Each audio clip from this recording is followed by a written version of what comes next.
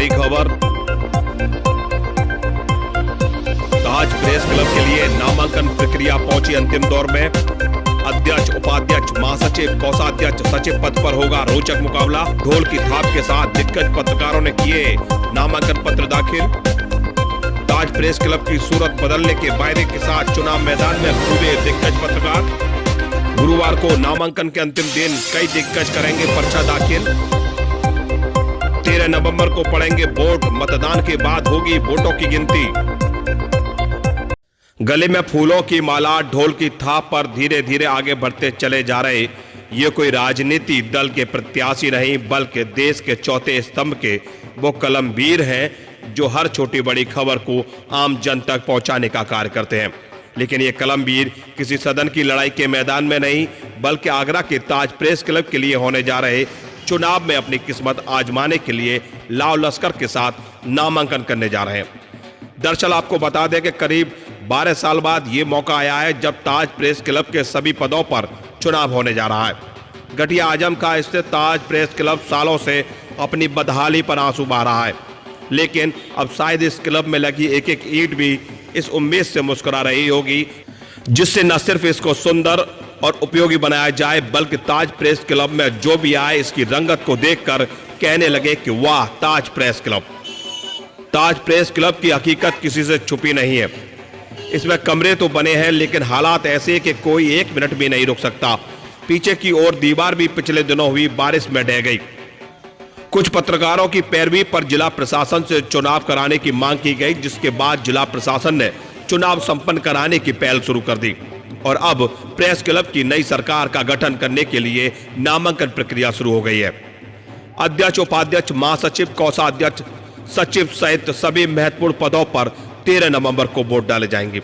चुनाव मैदान में अशोक अग्निहोत्री, अधर शर्मा, पवन तिवारी, पीयूष शर्मा, यतीश लवानिया, विवेक जैन सहित कई प्रमुख पत्रकार ताल ठोक रहे हैं। सभी प्रत्याशियों द्वारा ताज प्रेस क्लब की सूरत बदलने के वायदे के साथ मतदाताओं से अपने पक्ष में वोट डालने की अपील करना भी शुरू कर दिया है।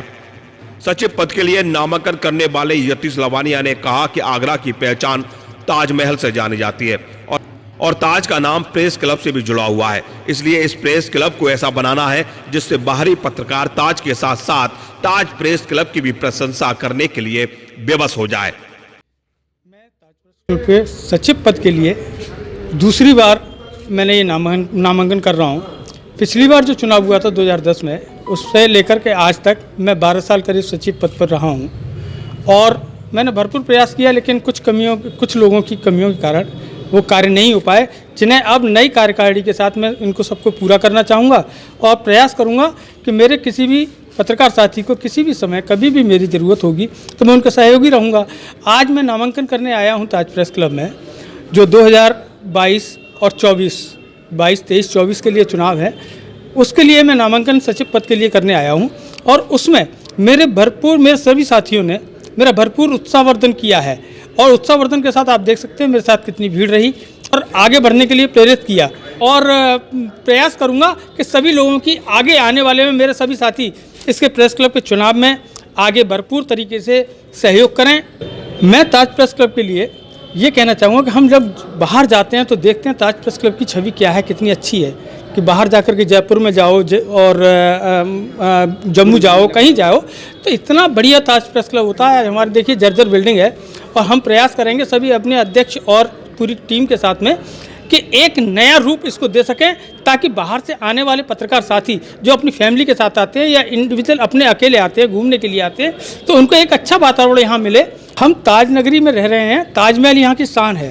पूरे देश के 7 अजूबों में से ताजमहल एक अजूबा है और देश विदेश 7 समुद्र पार से यहाँ लोग बाग आते हैं। तो हम चाहेंगे, प्रयास करेंगे अपने सभी साथियों के सहयोग से, सभी टीम के सदस्यों के सहयोग से कि इस ताज प्रेस क्लब के एक ताजमहल की तरह एक रूप दिया जाए, ताकि जो आने वाला ये आके रुके इसमें तो महसूस हो कि हाँ हम ताज नगरी में ताजमहल की छाया में यहाँ रह रहे हैं।